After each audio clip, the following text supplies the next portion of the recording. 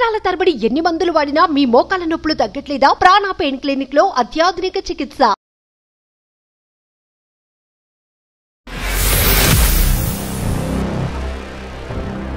మా ఆయన నన్ను అసలు ఎలా చూస్తాడంటే అసలు మీకు ఎలా చెప్పుకోవాలో కూడా నాకు అర్థం కావడం లేదు. ఒకే ఇంట్లో ఉన్నా మాట్లాడాడు, మాట్లాడితే గోడలతోనే మాట్లాడుకోవాలి. నేను మీ ఇద్దరి మధ్యన ఫిజికల్ బాండింగ్ అనేది కూడా లేదని అనుకుంటున్నాను. ఏమీ లేదు సార్. నేను కాఫీ ఇస్తే కాఫీ కప్పు తీసుకుంటే హ్యాండ్ ఎక్కడ టచ్ అవుతారు అని కూడా ముట్టుకోడు సార్. హలో చెప్పు. ఎందుకు మాట్లాడడం లేదు రాజు? నేను చేసిన తప్పేంది రాజు? నీకు తెలియదా? నేను చెప్పాలా నీకు మళ్ళీ? ఆ రోజు తప్పు చేశాను. నేను ఆ రోజు అలా రియాక్ట్ అయ్యాను. నేను చెప్పకుండా చేస్తే తప్పు కదా. ఏంటి తప్పు? ప్రతి ఒక్కరు చేస్తారు. నేను చేసినప్పుడు నువ్వు క్షమించావా? ఆ రోజు లేట్ వచ్చినందుకు నువ్వు ఎందుకు లేట్ వచ్చావా అని చెప్పి నా కాలర్ పట్టుకుంటావు నువ్వు. ఒక పక్క మా ఆయనని చూడాలా లేకపోతే వీడిని చూడాలా నాకు అర్థం కాలేదు.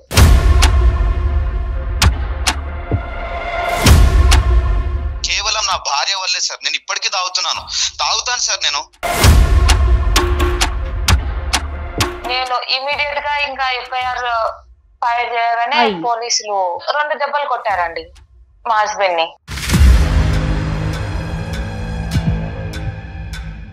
స్టేషన్ లో కంప్లైంట్ ఇస్తే పోలీస్ వాళ్ళు కాపురం చేస్తారు సార్ వచ్చి. నీ జీవితం నీది, నా జీవితం నాది అని తను ఇప్పుడు తుంచేసుకున్నారా? లేదు కదా, కలిసి జర్నీ చేస్తున్నారు కదా. మీ ఇద్దరి మధ్యన ఇంకొక ఆస్పెక్ట్ ఇంకొక ఇష్యూ ఏమీ లేదు. పెద్దలు బాగానే ఉన్నారు, పిల్లలు అందరూ బాగానే ఉన్నారు. ఒక్క సంఘటన జీవితాన్ని మార్చేసింది.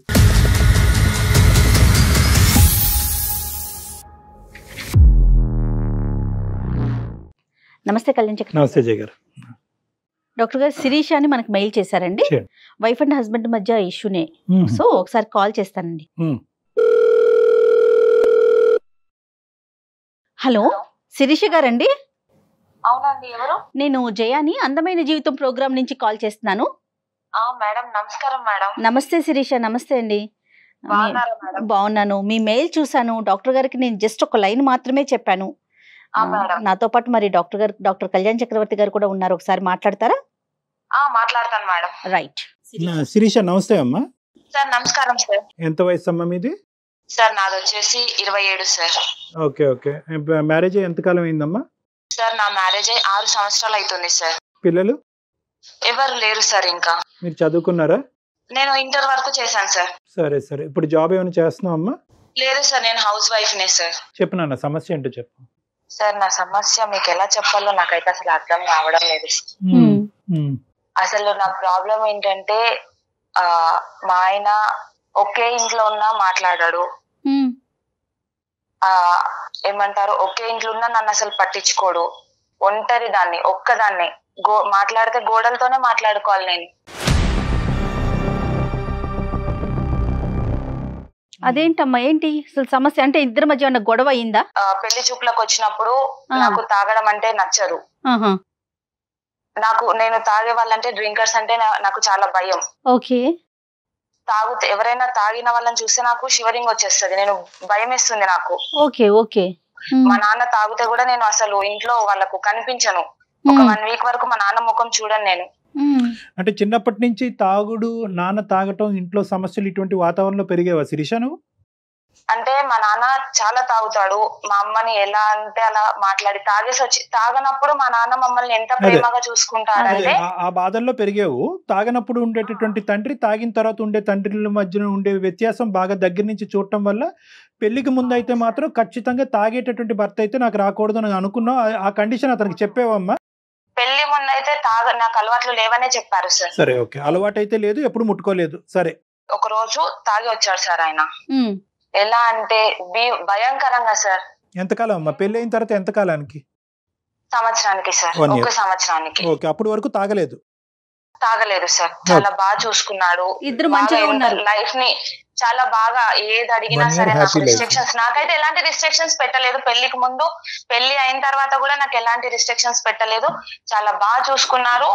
ఎప్పుడైతే ఆయన తాగొచ్చారో నాకైతే చచ్చిపోవడం అని అన్నంత భయం వేసింది సార్ ఆయన తాగి రావడం వల్ల. తాగి రావడం వల్ల తర్వాత ప్రవర్తన వల్ల అమ్మా ఊగుతున్నాడు, ఊగుతూ పడిపోతున్నాడు, రోడ్డు మీద పడిపోతూ తూలుతూ వస్తున్నాడు సార్. అలా నేను బరాయించుకోలేకపోయాను సార్ ఆయన ఆ సిచ్యువేషన్ లో చూసి. భయంకరమైన ఏడుపు, నాకు ఎవరు చెప్పుకోవడానికి లేరు. ఎందుకంటే నేను ఇక్కడ ఇంట్లో మేము సపరేట్ గా ఉంటాము. వీధిలో వాళ్ళందరూ చూస్తున్నారు నన్ను. అదేలే పడిపోతూ తూలుతూ వస్తున్నాడు. బైక్ పార్కింగ్ కూడా చాలా భయంకరంగా, దెబ్బలు లేవు కానీ కింద పడితే దెబ్బలు తగులుతాయి అన్నంత భయంకరంగా తాగొచ్చాడు మేడం ఆయన ఆ రోజు. వీధిలోనే నేను మా ఏరియా గేట్ ముందే నేను ఆయనను నిలదీశాను కాలర్ పట్టుకొని. ఎందుకు నువ్వు తాగొచ్చావు, తాగనని చెప్పావు కదా, నువ్వు పెళ్లికి ముందు ఇచ్చిన నాకు మాట ఏంది అని గట్టిగా కాలర్ పట్టుకొని అడిగేసరికి నన్ను కొట్టాడు మేడం. అందరూ ఒక్కొక్కరు ఒక్కొక్క మాట అంటున్నారు. నేనేదో తప్పు చేశానని, ఎంత టార్చర్ పెడుతుందో అని. తాగి రాని మనిషి, ఎప్పుడు తాగి రాని పర్సన్ ఇప్పుడు తాగొచ్చాడు అని అనేసరికి నేను జీర్ణించుకోలేకపోయాను. ఇంకొకటి ఏంటంటే నేను ఫ్యూచర్ పైన నాకు చాలా ఆశలు ఉన్నాయి. నా భర్త ఇలాంటి తాగొస్తే చిన్న చూపు చూస్తారేమో. మా అమ్మని ఎంత వేధించాడో నాకు తెలుసు మా నాన్న. ఇంకా వీధులలో తాగి కొట్లాడుకోవడము రోడ్డు పైన. కాదు శిరీష, ఒక మగాడు ఒక్కసారి తాగొచ్చి తూలుతూ బయట ఏదో పరువు తీసే విధంగా ప్రవర్తించినంత మాత్రాన నీ భవిష్యత్ అంతా కూడా అన్యాయం అయిపోతుందమ్మా. సార్ ఒక్కసారి తాగినోడు రేపు తాగడాన్ని మళ్ళీ ఎవరు చెప్తారు సార్? పర్మిషన్ ఇచ్చాను కదా అని రేపు తాగకుండా ఉంటాడా సార్ ఆయన? ఆ తొందరపాటు చర్య, దాని నుంచి నువ్వు రియలైజ్ అయ్యావా, లేదంటే ఇప్పటికీ కూడా నేను రియాక్షన్ కరెక్టేనండి అని అనుకుంటున్నావా? నేను రియలైజ్ అయ్యాను సార్. ఫస్ట్ అయితే రియలైజ్ అయ్యాను. తర్వాత ఏమైంది? అయితే నేను ఇమ్మీడియట్ గా మా తమ్ముడికి కాల్ చేశాను. కాల్ చేసి వాడు ఇమ్మీడియట్ గా ఒక 10 మందిని వేసుకొని వచ్చాడు. అంటే నువ్వు చెప్పడానికి కారణం ఏంటమ్మా? నీ బాధ పంచుకుందామన్నా, లేదంటే అతని చేత మీ ఆయన్ని చెత్తకూడదామన్నా? అంటే అక్క కదా, సపోర్ట్ ఇస్తాడు కదా. నేను చాలా అంటే చాలా వాళ్ళ చేతులలో ఒక బంగారు బొమ్మలాగా పెరిగాను సార్. ఈ 10 మంది ఏం చేశారు? వాళ్ళైతే ఎవరు ఆయననైతే ఏమనలేదు, తీసుకెళ్లి పోలీస్ స్టేషన్ లో పెట్టారు సార్.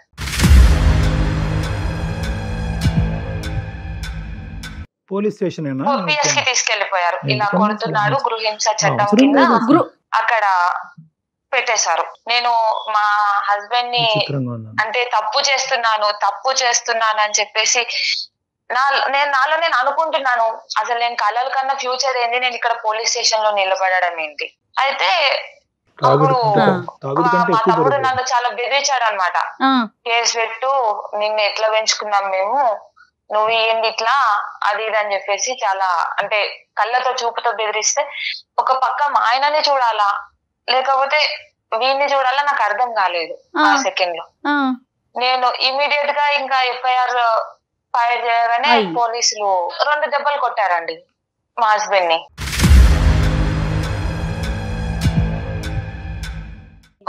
ఇంకా అప్పుడు ఆయన చూసిన చూపు నేను అసలు ఇప్పటికీ నేను మర్చిపోలేను. ఆయన అదే లాస్ట్ చూపు ఆయన నన్ను చూడడం, ఆ కళ్ళతో చూడడం, పోలీస్ స్టేషన్ లో నన్ను అలా చూడడము. మళ్ళీ ఈ సెకండ్ వరకు కూడా ఆయన నన్ను తలెత్తి చూడలేదు. అదే లాస్ట్.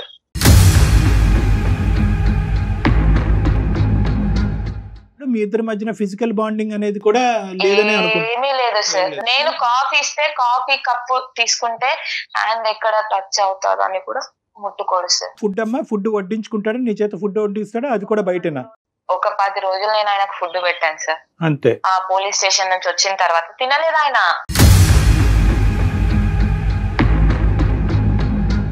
ఇప్పుడు మీ ఇంటికి అమ్మా నాన్నలు మీ తరపున కానీ ఆయన తరపున కానీ వచ్చిపోవటాలు ఏం లేవమ్మా? రాకపోకలు లేవా? వాళ్ళ ఇంట్లో వాళ్ళు వస్తారు. మా అమ్మ వాళ్ళైతే ఎప్పుడైనా ఒకసారి వచ్చి ఇట్లా వెళ్ళి అట్లా వెళ్ళిపోతారు. కాకపోతే వాళ్ళు ఉన్నప్పుడు కూడా లేట్ నైట్స్ రావడమే. నాతో వచ్చి ఏం మాట్లాడాడు, ఆఫీస్ వర్క్ అని చెప్పేసి నేను కవర్ చేసేస్తాను. ఆయన ఇన్ని సంవత్సరాల ప్రయాణంలో ఎప్పుడు కూడా మీ పేరెంట్స్ ఏంటమ్మా అల్లుడు గారు అంత ముభావంగా ఉంటారు, నీతో ఎలా ఉంటున్నారు, మాతో అలా ఎందుకున్నారు, పెళ్ళైనటువంటి 1 సంవత్సరం బానే ఉండేవారు కదా, ఇప్పుడు ఎందుకు అలా ఉన్నారనే బేసిక్ క్వశ్చన్ రాలేదమ్మా మీ పేరెంట్స్ దగ్గర నుంచి? మా వాళ్ళు అడిగారు సార్, మా వాళ్ళు అడిగారు, మా అత్తగారు కూడా కాల్ చేసి అడిగారు. వాడు మాతో బానే మాట్లాడుతున్నాడు, నీతో ఎలా ఉన్నారు. మామూలుగా మా అత్తగారు పిల్లల గురించి అడిగారు. ఆ అత్తయ్య హాస్పిటల్ కి వెళ్తున్నాము, చూపించుకుంటున్నాము అని ఆ మాట చెప్పాను కానీ ఇంత పెద్ద, ఎందుకంటే ఆ రోజు నేను చేసింది తప్పే కదా సార్. సో ఈ పోలీస్ స్టేషన్ వరకు వెళ్ళడం.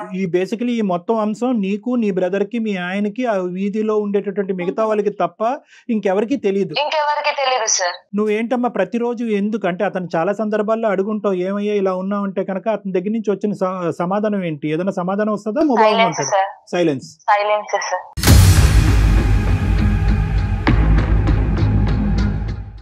మరి నువ్వు ఏ ఆశతో అమ్మా, అంటే ఏంటి నీ ఆశ ఏంటి? రానున్న రోజుల్లో మనిషి మారుతాడన్నా ఏంటి నీ ఆలోచన ఏంటి, కోరిక ఏంటి? మనిషి మారుతాడనే నమ్మకం ఉంది సార్, ఎందుకంటే 1 year ఆయనతో కలిసి సంసారం చేశాను కదా సార్. ఆ బాండింగ్ నాకు ఇంకా ఇప్పటి వరకు గుర్తుంది కదా సార్. అదే ఆ బాండింగ్ నువ్వు కాలర్ పట్టుకున్నప్పుడు నీకు గుర్తుకు రాలేదు, పోలీస్ స్టేషన్ తీసుకెళ్ళినప్పుడు గుర్తు రాలేదు, మీ బ్రదర్ ని పిలిచి కొట్టించినప్పుడు గుర్తుకు రాలేదు. ఆ బాండింగ్ ఎలాంటి సిచ్యువేషన్స్ లో పెరిగాను మీకు చెప్తున్నాను కదా సార్. నేను మా ఇంట్లో నేను తాగుతేనే నేను అసలు ఉండలేను సార్. నేను మా డాడీతో ఒక 1 week వరకు మాట్లాడాను. ఇంట్లో ఏదైనా చిన్న చిన్న పార్టీస్ జరిగితేనే నేను అసలు నా రూమ్ లో నుంచి బయటికి రాను, నాకు ఆ స్మెల్ పడదు. తాగిన తర్వాత మన లోకంలో ఉంటారు, వాళ్ళది డిఫరెంట్ ఆఫ్ వే, వాళ్ళు ఏం చేస్తారో వాళ్ళకి అర్థం కాదు.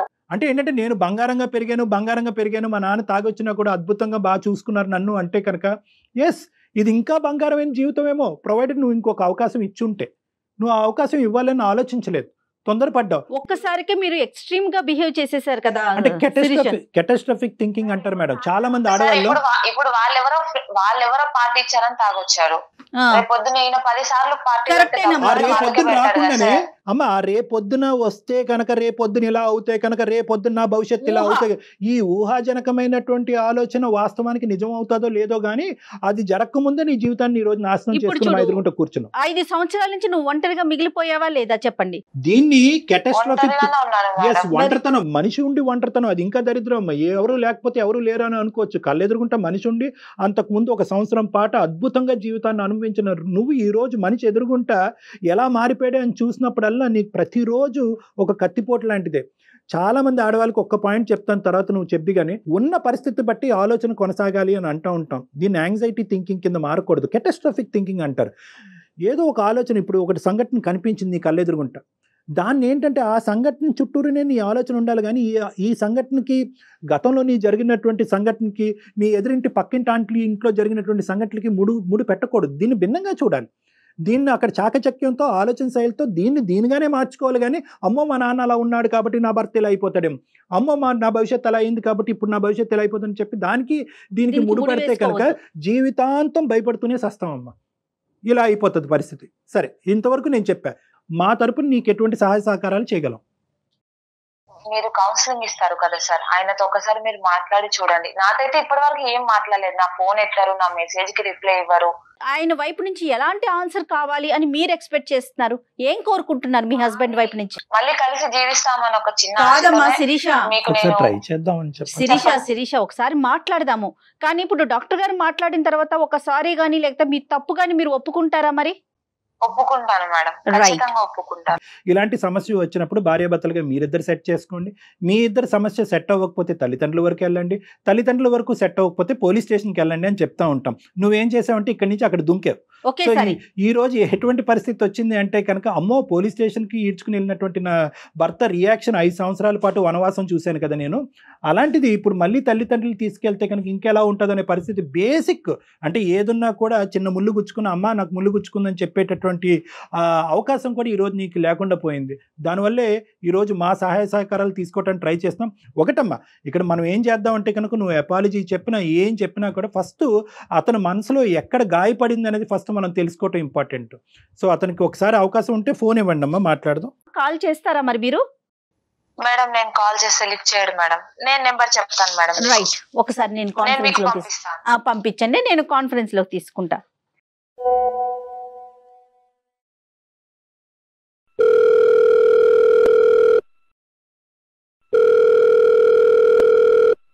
హలో, రాజు గారండి? అవునండి, ఎవరు? నేను జయానండి, అందమైన జీవితం ప్రోగ్రామ్ నుంచి కాల్ చేస్తున్నాను. చెప్పండి, నాకెందుకు కాల్ చేశారు? ఏం లేదు రాజు గారు, శిరీష గారు మీ వైఫ్ మాకు ఒక మెయిల్ పెట్టారు. అవును, మా వైఫ్ అండి. ఎస్, ఒక్కసారి నాతో పాటు డాక్టర్ కళ్యాణ్ చక్రవర్తి గారు కూడా ఉన్నారు. ఓకే, జస్ట్ ఒక విషయం మీతో మాట్లాడదాం అన్నట్లుగా కాల్ చేశాను. జస్ట్ మినిట్ అండి. ఏం మాట్లాడాలండి? రాజుగారు నమస్తే అండి. రాజుగారు నమస్తే. డాక్టర్ కళ్యాణ్ చక్రవర్తి అండి. మీరు వర్క్ లో ఉన్నారా? పర్లేదు చెప్పండి.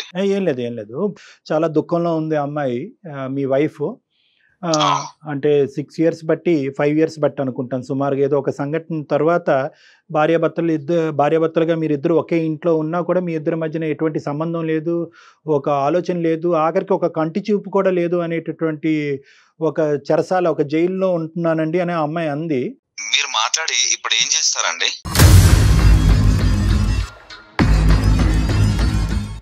నేనేం చేస్తానని అనట్లేదు రాజుగారు. నేను ఏమంటున్నానంటే 5 సంవత్సరాలు బట్టి కనుచూపు కూడా మాట పక్కన పెట్టండి, కనుచూపు కూడా లేనటువంటి భర్త, నేను దగ్గరికి వస్తేనే చేదరించుకునే భర్త, నా చేతి వంట గాని నా కాఫీ మంచినీళ్ళు కూడా తాగినటువంటి భర్త ఏ కారణం చేత ఏం జరిగిందో మీకు తెలుసా?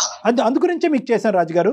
సరే నేను తాగాను అని చెప్పింది, మీరు మీకు చెప్పిందో లేదో నాకు తెలియదు. తాగాను, కొట్టాను. సమాజంలో ఇక్కడ తాగట్లేదా? భర్తలు భార్యలను కొట్టట్లేదా సార్? చెప్పండి. లేదు అలా కాదు, ఆ అమ్మాయి హైపర్ గా రియాక్ట్ అయింది, అది నేను కాదనట్లేదు. మీరు ఎందుకు ఆ రోజు సంవత్సరం వరకు బాగున్న రోజు మీరు ఎందుకు ప్రామిస్ బ్రేక్ చేశారు? లేదంటే ఇలా ఫ్రెండ్స్ తోనే ఎక్కడో ఒక పార్టీ ఉంది, ఒక్కసారికి తాగుతాను అనేటటువంటి ఆలోచన ఆ అమ్మాయికి ముందే చెప్పారా? ఆ అమ్మాయి కంగుతుంది, హైపర్ గా రియాక్ట్ అయింది. చుట్టుపక్కల వాళ్ళందరూ కూడా అది ఇది అని చెప్పి నూరు పోసారు ఆ అమ్మాయి మైండ్ లో. ఆ అమ్మాయి కాలర్ పట్టుకుంది, మీరు చేయి పెట్టి కొట్టారు, వాళ్ళ తమ్ముడు వచ్చారు, పోలీస్ స్టేషన్కి వెళ్ళారు. మీరు ముందుగానే ఎందుకు ఆ అమ్మాయికి చెప్పలేదు? సార్ పెళ్ళైనా ఒక 6 నెలలు నేను అప్పటివరకు నేను ఎంత బాగా చూసుకున్నానో ఏంటనేది ఒక చిన్న ఒకేషన్ వచ్చి చిన్న పార్టీ ఉండి నేను తాగడం అక్కడ జరిగింది.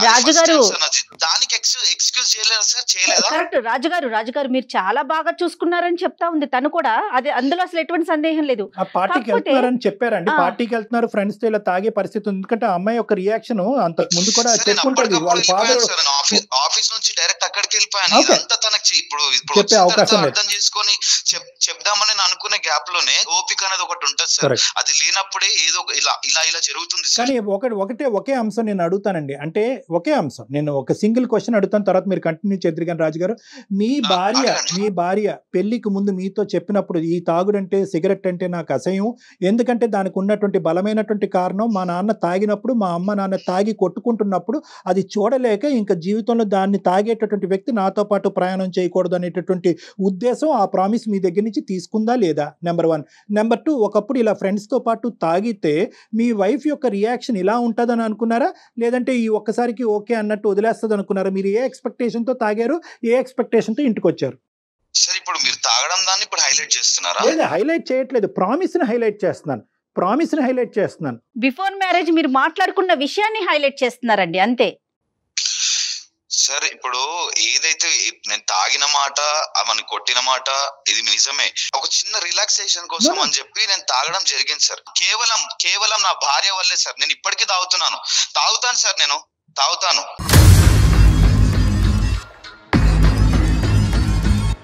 ఎందుకంటే నా మనసు సార్ ఎంత కృంగిపోయిన ఆ సిచ్యువేషన్ లా అసలు నాకు తెలుసు సార్. అది సాటి మొగాడిగా నేను మీకు చెప్పాల్సిన అవసరం లేదు సార్. అసలు ఆ పరిస్థితుల్లో ఏం జరిగింది సార్? ఆ స్టేషన్ లో కంప్లైంట్ ఇస్తే పోలీస్ వాళ్ళు కాపురం చేస్తారు సార్ వచ్చి.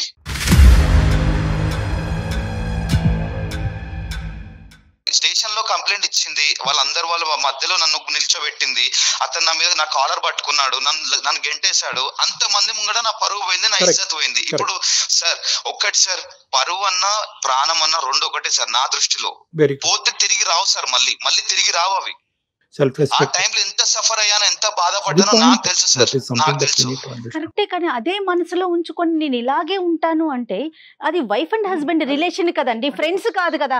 For example first of all ఏంటంటే అతను ఎందుకు ఇలా చేశాడు, ఎందుకు ఇలా ప్రవర్తించాడు అనేది, ఆ అమ్మాయి ఎలాగైతే కనుక ఎందుకు నా భర్త ఇలా ప్రవర్తిస్తున్నాడు అనే సమాధానం గురించి వెయిట్ చేస్తుందో, ఇతను కూడా ఏంటంటే ఇతని ప్రవర్తనకి ఒక సమాధానం చెప్పాలి అనే విధంగా ఇంతకాలం వెయిట్ చేస్తున్నాడు. సో ఏంటంటే first of all first section ఏంటంటే కనుక, ఎందుకు ఇతను రాక్షసుడా, ఇతను ఏమైనా శాడిస్టా, అందరినీ ఇలా ఆడుకు చంపే దొబ్బే వ్యక్తి అయితే కాదు కదా. సో ఫస్ట్ ఆఫ్ ఆల్ ఏంటంటే ఎందుకు నేను నా మనసు, అతను ఒక చాలా మంచి మాట అన్నాడు, నా యొక్క సెల్ఫ్ రెస్పెక్ట్ అయినా నా ప్రాణం అయినా ఒకటే, సెల్ఫ్ రెస్పెక్ట్ పోయిన రోజు నా ప్రాణం కూడా పోయినట్టే అని చెప్పి. ఫస్ట్ ఆఫ్ ఆల్ ఏంటంటే అతను ఎంత గాయపడ్డాడు అనేది మనం విన్న తర్వాత ఆ గాయానికి మందు ఏంటి అనేటటువంటిది నెక్స్ట్ ఫేజ్ లో వస్తుంది. అతను ఎందుకు ఆ గాయానికి మందు అడుగుతాడు. రైట్, మరి ఒకసారి శిరీష్ అని కూడా లైన్ లోకి తీసుకుందామా రాజు గారు? దేనికి చేయకండి, అవసరం లేదు, నేను మాట్లాడనండి. మాట్లాడేవాడిని అయితే అప్పుడే మాట్లాడేవాడిని, నేను మాట్లాడను. మాట్లాడొద్దని ఒకసారి మాట్లాడితే కదా సమస్యకి పరిష్కారం. మీరు పరిష్కారం వైపు ఆలోచించట్లేదు అసలు. రాజుగారు ఏం ఆలోచించాలండి? 6 సంవత్సరాల నుంచి నేను ఒంటరిగా. రాజుగారు ఒక్క నిమిషం రాజుగారు.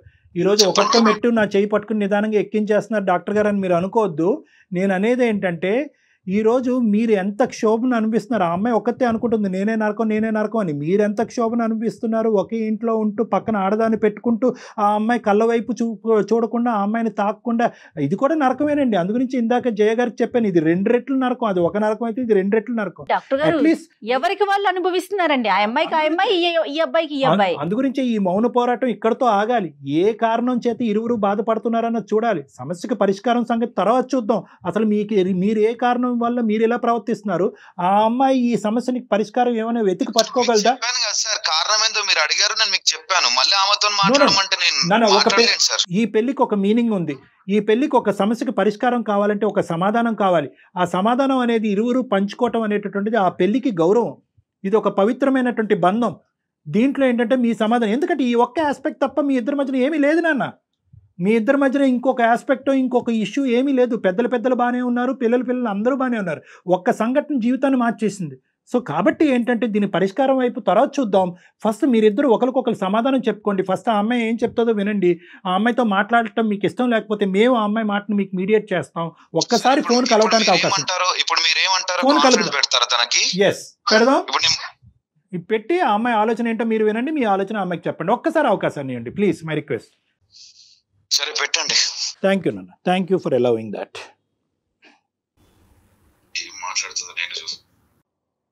హలో శిరీష. మేడం. అమ్మ రాజుగారు లైన్ లో ఉన్నారు మా, మీ హస్బెండ్. ఒకసారి శిరీషతో మాట్లాడండి. అమ్మ శిరీష నువ్వు మాట్లాడమ్మా మీ ఆయనతో. చాలా కాలం అయింది కదా మాట్లాడి. ఒకసారి మాట్లాడి, నీ మనసులో ఉన్న బాధ ఏంటో. అతను చాలా కష్టం మీద మనకి పర్మిషన్ ఇచ్చారు. ఒకసారి మాట్లాడు. హలో చెప్పు. ఎందుకు మాట్లాడడం లేదు రాజు? నేను చేసిన తప్పేంది రాజు? నీకు తెలీదా? నేను చెప్పాలా నీకు మళ్ళీ? నేను ఏం చేశా రాజు? నేను నీకు ఫస్ట్ పెళ్లికి ముందే చెప్పాను కదా రాజు, నాకు తాగితే నచ్చదు అని. తాగితే నేను బరాయించుకోలేను, తట్టుకోలేను అని కూడా చెప్పాను కదా రాజు. అయితే ఆ మాత్రం అంటే తాగినందుకు ఆ మాత్రం దానికి స్టేషన్ దాకా వెళ్ళిపోతావా? మీ ఇంట్లో మొత్తం చెప్పి ఇజ్జత్ మొత్తం తీయడానికి రెడీ అయిపోతావా? రాజు నేను ఇంట్లో వాళ్ళకి మా తమ్ముడికే కదా రాజు చెప్పింది, మా ఇంట్లో వాళ్ళకి ఎవరికి చెప్పాను. అవును, మీ తమ్ముడు ఏమన్నా అర్థం కాదు అసలు. ఏంది మీ తమ్ముడు ఏమన్నా అనుకుంటున్నా లేకపోతే ఏంది? మీ తమ్ముడిని చెప్పుడు ఏంది నువ్వు? మీ తమ్ముడు నాకు ఫోన్ చేసి మా అక్కని ఇట్లా చూసుకుంటలేమంట ఏంది ఇవన్నీ? నన్ను అడుగుతాడా మీ తమ్ముడు? ఎన్ని సంవత్సరాలు అయింది రాజు నువ్వు నాతో మాట్లాడక? ఒక్కసారైనా నాతో మాట్లాడాలని లేదా నీకు? మస్తు అమాయకంగా మాట్లాడుతున్నావు, ఏం తెలియనట్టు. అబ్బా అవార్డు ఇవ్వచ్చు నీకు. ఏం గుర్తు అంతా మర్చిపోతారు ఏంది? నాకు అర్థం కాదు మనుషులు.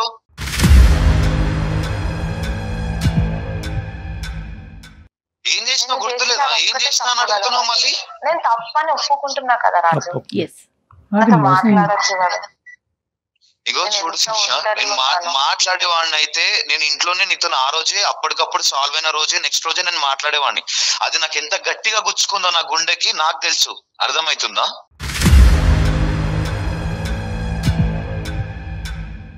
సారీ చెప్తున్నాను కదా రాజు, ఆ రోజు తప్పు చేశాను. నేను ఆ రోజు అలా రియాక్ట్ అయ్యాను. నేను చెప్పకుండా చేస్తే తప్పు కదా. ఏంటి తప్పు? ప్రతి ఒక్కరు చేస్తారు. నేను చేసినప్పుడు నువ్వు క్షమించావా?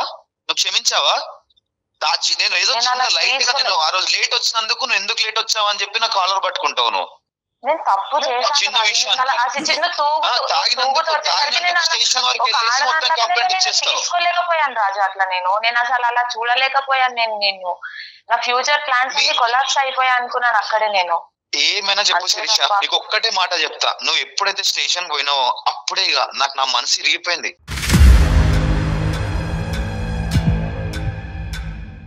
నీ అసలు ఎటువంటి ప్రేమ గాని చూపిద్దామన్నా రావట్లేదు. అసలు ఏం చేయాలో అర్థమైతలేదు. నువ్వు ఏమైనా తప్పు నాదే రాజు, సారీ. నేను సారీ నువ్వు ఏమైనా చెప్పు. ఏం సారీ? సూదితో గుచ్చి అయ్యో తగిలిందా సారీ అంటే ఇన్ని రోజులు బట్టి నీకు రానటువంటి ఒక అవకాశం వచ్చింది. నీ భర్త నీతో మాట్లాడుతున్నాడు. ఇది ఒక బంగారం అవకాశం, దీన్ని సద్వినియోగం చేసుకోవాలి. కాబట్టి మేము అనుకున్నట్టే నువ్వు ఒక అడుగు ముందుకేసి అపాలజీ చెప్తున్నావు, సంతోషం.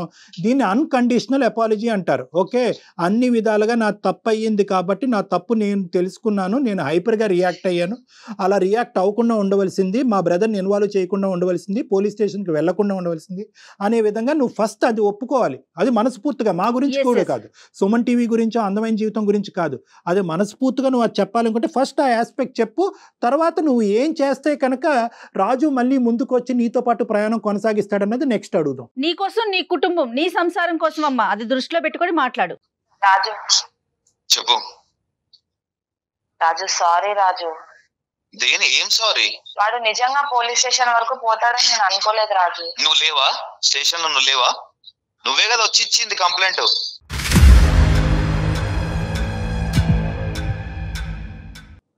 అన్ని తనే. రాజు ఒక్క నిమిషం, శిరీష ఒక్క నిమిషం. ఆ అమ్మాయి కావాలని చేసిందా, తెలివి తక్కువతనంతో ఇమ్మెచ్యూరిటీగా చేసిందా అనేది ఒక్కసారి ఆలోచించుకో. నేనైతే మాత్రం 210% తెలియక చేసింది, అనాలోచితంగా చేసింది, చుట్టుపక్కల వాళ్ళు ప్రేరేపించడం వల్ల చేసింది. కాబట్టి ఆ సబ్జెక్ట్ని ఇక్కడితో వదిలేద్దాం. ఆ అమ్మాయి అన్కండిషనల్ అపాలజీ 100 సార్లు చెప్పింది. ఈ అపాలజీని నువ్వు యాక్సెప్ట్ చేసి ఈ సంసారం, ఈ జీవితాన్ని ముందు కొనసాగటానికి నీ యొక్క కండిషన్స్ ఏంటో చెప్పు. Will conclude on this. ఎక్కడైతే నా ఇజ్జత్ స్టేషన్ లో తీసిందో అక్కడే వాళ్ళ తమ్ముడు ఆమె ఇద్దరు వచ్చి నా కాళ్ళు పట్టుకునే దాకా అందరి ముందు, ఎక్కడైతే నా ఇజ్జత్ పోయిందో, పరువు పోయిందో, అక్కడే అందరి ముందు వచ్చి నా కాళ్ళు పట్టుకుని నాకు క్షమాపణ అడిగితే నేను క్షమిస్తాను మేడం. సార్ నేను చెప్తాను సార్, మా తమ్ముడిని పిలిపించి ఎలా చెప్పించమంటారు సార్? సారీ. ఇప్పుడు నువ్వు కాలు పట్టుకుంటావు సరే, మీ తమ్ముడు కూడా ఉన్నాడు కదా దీనికి. మీ తమ్ముడు స్టేషన్ దాకా తీసుకెళ్లి అందరు ముంగడు చేస్తే మీ తమ్ముడు కూడా ఉన్నాడు కదా. ఒకటి తమ్ముడు క్షమాపణ చెప్పాలి అనేది ఒకటి, రెండోది ఏంటంటే తమ్ముడు ఏంటి అది పోలీస్ స్టేషన్ లో చెప్పాలా? అవును సార్, పోలీస్ స్టేషన్ లో చెప్పారు. ఇది కరెక్ట్ కాదు కదా కరెక్ట్ కాదేమో రాజు. ఎక్కడి న్యాయం డాక్టర్ గారు? అంటే నీకు ఎట్లా కంఫర్టబుల్ గా ఉంటే అదేది కరెక్ట్ ఏదో రాంగ్ ఏదో నువ్వు చూసుకుంటావు. అలా కాదు నీ చేతిలో తను జుట్టు పెట్టిందని చెప్పి నువ్వు ఇష్టానుసారం మాట్లాడటం కాదు రాజు. చెల్లెల జీవితం ఇలా అవ్వాలని కోరుకుంటూ ఎవడు చేయడు. ఇంటికాడ చెప్తే సారీ రాజు మీరు కొంచెం ఒక్క మెట్టు తగ్గాలి రాజు ప్లీజ్. ఎందుకంటే నాకు ఒక్క అంశం చాలా బాగా అర్థమైంది. 5 సంవత్సరాల పాటు ఇంత వాడి వేడితో మీరు ఇద్దరు కలిసి ఉన్నారంటే మీ ఇద్దరి మధ్యన ప్రేమ అనేటటువంటి సబ్జెక్ట్ అయితే ఉంది కాబట్టి రాజు ప్లీజ్ రాజు మీరు ఒక్కసారి ఆలోచించండి. ఇప్పటికైనా కూడా ఆ అమ్మాయి అపాలజీ చెప్పింది, తమ్ముడి చేత అపాలజీ చెప్పిస్తానంది, కథ సుఖాంతం అని నాకు అనిపిస్తుంది. ఎవరికి వాళ్ళు ఒక మెట్టు తగ్గితే సంసారం అనేది ముందుకెళ్తదండి. ఇంకెవరు పెద్దవాళ్ళు ఎవరి ఇన్వాల్వ్మెంట్ ఉండదు ఇందులో. ఇంకెవరు అక్కర్లేదు, ఇంకెవరు పెద్దవాళ్ళు అక్కర్లేదు. మీ ముగ్గురు కూర్చోండి. మీరు చెప్పిన దానికి ఓకే మేడం, నేను కాదనట్లేదు. బట్ ఇది మళ్ళీ రిపీట్ అయితే మాత్రం చాలా కష్టం మేడం. రిపీట్ అవ్వకూడదు, మేము తేల్చిన రిపీట్ అవుతాయి. 5 సంవత్సరాలకే ఇంత టైం పట్టింది. ఓకేనమ్మా, all the best Shirisha. Thank you sir, thank you so much sir. నమస్తే. జాగ్రత్త, మెచ్యూర్ గా ఆలోచించు. బాయ్ అమ్మా.